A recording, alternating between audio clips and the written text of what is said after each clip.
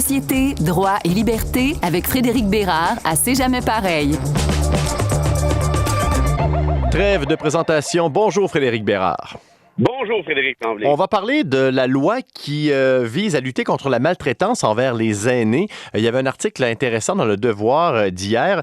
On rappelle que la loi a été adoptée en 2017. Elle a été renforcée au printemps dernier. Mais on se demande, est-ce qu'elle est vraiment efficace, en fait, entre la théorie, ce qui existe, et ce qui se passe sur le terrain dans son application? Il y a deux mondes. Ah oui, ça, c'est absolument, Frédéric. Puis un petit mot d'entrée de jeu là, pour souligner l'importance d'une loi comme celle-là. Hein. Les personnes âgées dans ce type de situation sont bien souvent vulnérables et c'est un peu de notre faute. Hein. La société les a laissés en pan. Donc, d'avoir une loi comme celle-ci, franchement, moi, je salue l'initiative. Maintenant, comme tu dis, le principe est intéressant, mais encore faut-il être capable de le mettre en application. Et or, ce qui se passe actuellement, c'est quand même assez fascinant. C'est qu'on prévoit des infractions, on prévoit une infraction pénale avec des amendes assez importantes, merci. Or, là, le DPCP nous dit, je sais pas trop, moi, qui est en charge d'appliquer les sanctions en question, qui est en charge de porter le ballon, en quelque sorte, devant les tribunaux. Or, c'est quand même assez particulier, parce qu'habituellement, une loi doit être suffisamment claire pour qu'on comprenne qui est en charge de son application. Or, ici, clairement, ça ne semble pas être le cas. Il y a peut-être une piste de solution, par contre. Je donne pas souvent de solution lors de nos chroniques, et là, je t'en donne une. C'est peut-être de demander ce qu'on appelle un jugement déclaratoire à la Cour supérieure pour demander à celle-ci, donc, de déclarer qui est en charge de l'application de la loi en question. C'est un recours qui est relativement simple là, à exercer. Parce que petit cours de législation, de judiciaire, habituellement dans notre société, on a comme réflexe de dire que ce sont les policiers qui appliquent la loi? Oui, en temps normal, mais bon, en même temps, les policiers peuvent remettre les constats d'infraction, mais qui après prend le ballon, ça c'est pas nécessairement évident.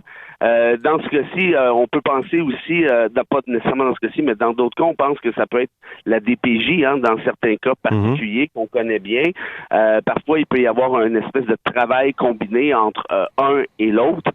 Mais là, très clairement, la loi manque de clarté, de limpidité. Moi, à titre personnel, ça commence à faire un bout de temps là, que je fais ça, cette job-là.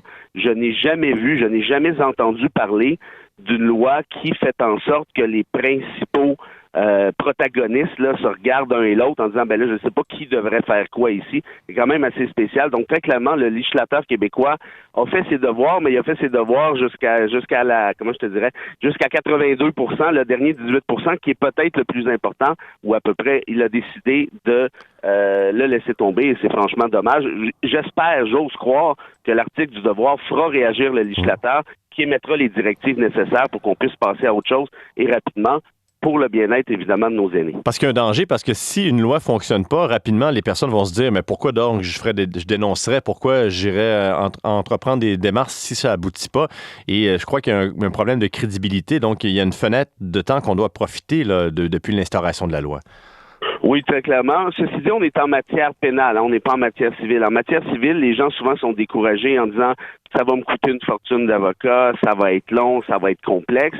Or, quand on est en matière pénale, en temps normal, vous dénoncez une situation, par exemple, c'est passé telle affaire. Prenons l'exemple de Heron, notamment. Il s'est passé tel truc.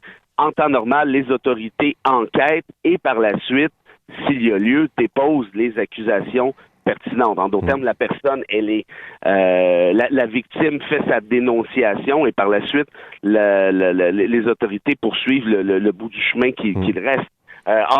Mais effectivement, tu as raison dans le sens, dans l'optique où on peut penser aussi que les gens vont lire cet article-là et se décourager d'autant. J'aimerais qu'on termine le bloc justice avant de passer en politique. Brièvement, j'aimerais t'entendre sur la décision de la Cour supérieure sur la fin des interceptions arbitraires des policiers sans motif. Qu'est-ce que ça envoie comme signal, cette décision? Oh, que je suis content que tu me parles de ça. Il y a plusieurs têtes dures au Québec, hein, à commencer par le premier ministre Legault et plusieurs chroniqueurs qui nient l'existence du racisme systémique. Mais j'espère que le premier ministre va aller lire la décision du juge Hiergeau de la Cour supérieure qui dit très clairement qu'il y a un enjeu très sérieux, important de profilage racial au Québec, qui est en fait du racisme systémique.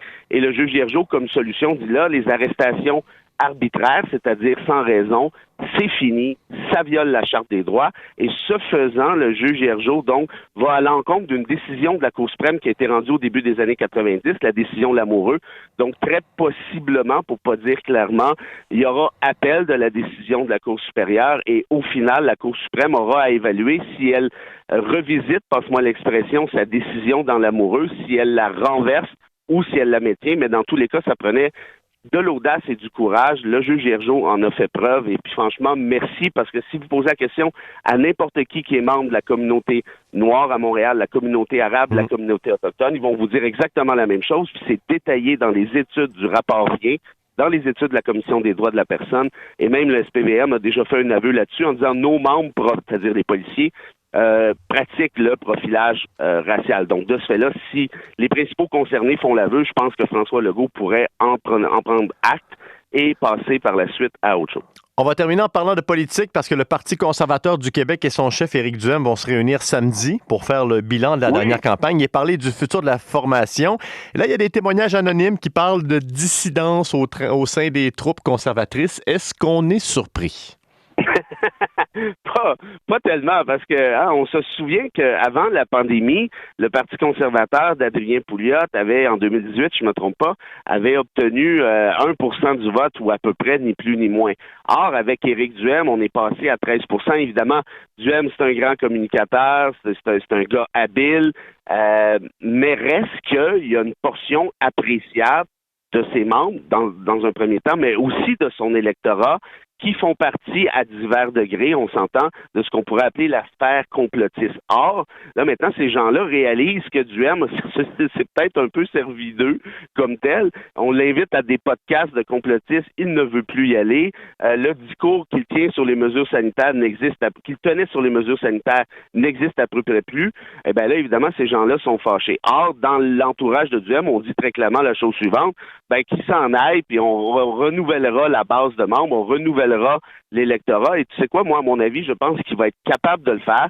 Il va se coller sur ce qu'on pourrait appeler une ADQ, là, Action démocratique du Québec 2.0, un discours sur le développement économique et ainsi de suite. Et ça, je pense qu'il pourrait réussir à ce moment-là. Mais clairement que pour lui, à ce moment-ci, ses membres complotistes, ses électeurs complotistes font office en quelque sorte de casserole qu'il traîne derrière lui. Et à ton avis, est-ce qu'il va rester en selle? Est-ce qu'il est vraiment l'homme de la situation pour les prochaines années, pour le prochain 4 ans au moins, pour le PCQ? Oh boy! Oui, absolument. Puis d'ailleurs, rappelle-toi quand il avait lancé sa candidature à l'époque, il avait dit, ou quand il avait été élu plutôt comme chef du Parti conservateur, il avait dit très clairement, je suis en politique pour au moins 10 ans. Et Duhem, c'est un acharné.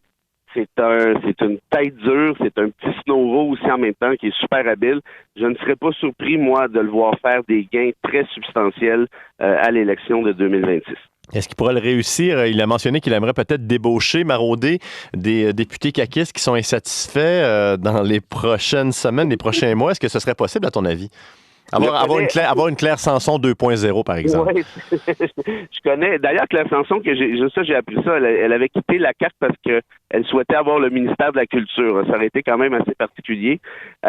Sinon, par rapport au prochain député conservateur qui pourrait peut-être traverser la Chambre, comme le fait Sanson, moi, on me souffle à l'oreille que Yuri Chassin, qui est quelqu'un de très à droite, associé à l'Institut économique de Montréal, pourrait peut-être être intéressé. Lui pensait devenir ministre en 2018, il pensait le devenir en 2022, clairement, ça n'a pas été le cas.